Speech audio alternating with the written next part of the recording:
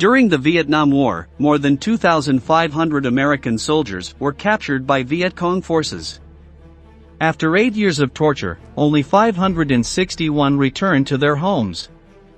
The rest remained in captivity, distributed among 13 prisons for war prisoners in North Vietnam. Many of them never saw the light of day again, and even to this day there are hundreds of disappeared whose fate has not been revealed. But thanks to the accounts of a handful of survivors, the story of one of the NVA's most sinister prisons became known. Located in Hanoi, the capital of Vietnam, Ho Lo Prison represented the most important prisoner of war torture center during the conflict, and even after it ended. The captives themselves sarcastically called it Hanoi Hilton, since it was like a five-star hotel, if the special service was violence. Join us in a new episode of Military History. The Ho Lo Prison was built by the French in the year 1900 in the city of Hanoi, and represented one of the most important prisons to facilitate the control of Vietnam in the hands of France. Its name has several meanings, which vary between the furnace and hell's hole, and refer to the small cells that make up the facilities, where the prisoners hardly entered physically. Later, it would be used by subsequent Vietnamese governments as a maximum security prison, where most of the inmates, sentenced to death, awaited their end in the most inhumane conditions possible. By the end of the Vietnam War, the U.S. government issued a report stating that there were some 2,500 U.S. soldiers missing in action, suspected of having been killed in action or taken prisoner by Viet Cong forces. Some rumors indicated that at least 1,200 of these men had been killed, although their bodies were never found. But there were also other reports, which noted that most of these soldiers were stationed in Vietnamese prisons.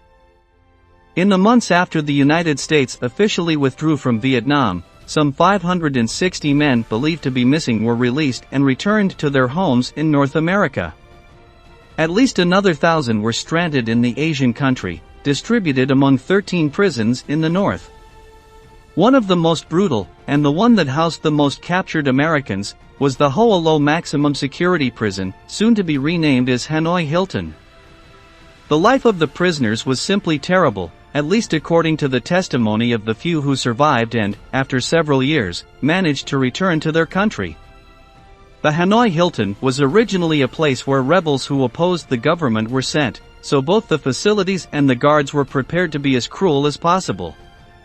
Normally, whoever entered Ho Lo did not live to tell about it. The first American to be detained at the Hanoi Hilton was Everett Alvarez Jr., an Air Force pilot who was shot down in 1964 during an operation in his Douglas A-4 Skyhawk. The most notable inmate, however, was John McCain, also a fighter pilot, later to become a United States Senator and a presidential candidate.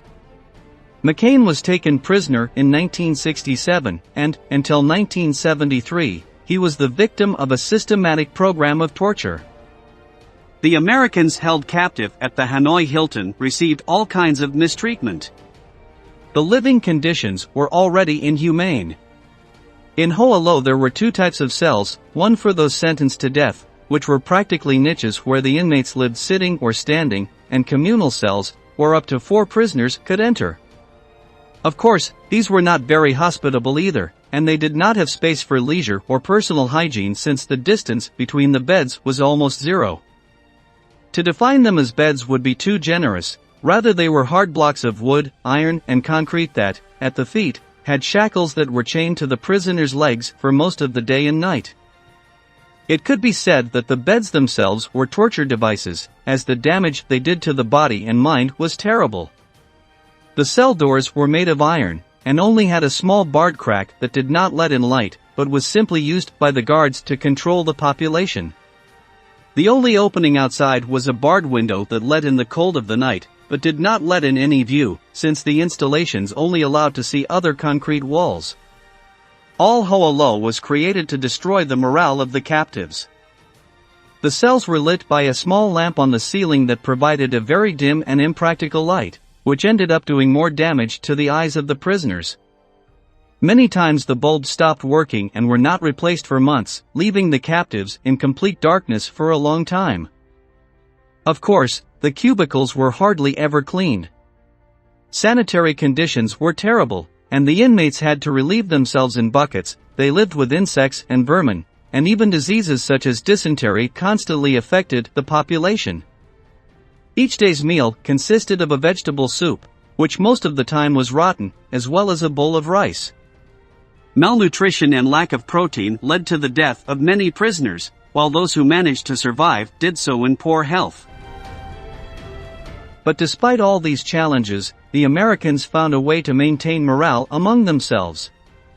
While all communication was prohibited, the POWs devised a tap-based communication system very similar to Morse code, but different enough not to alert the guards. In this way, Americans sent important messages by banging on metal bars, iron gates, or concrete walls that caused echoes. Normally, this code was used to notify about new arrivals, or about the last method of torture used by the guards. Although life at the Hanoi Hilton was already a nightmare, the Vietnamese had a habit of interrogating and torturing American prisoners, a practice that continued even after the United States withdrew from the war. The methods employed were simple, but brutal. In general, they consisted of beatings either with bare fists or with different elements, such as wooden sticks or metal tubes, as the situation required. Of course, those prisoners who showed the greatest resistance to interrogation also received special treatment.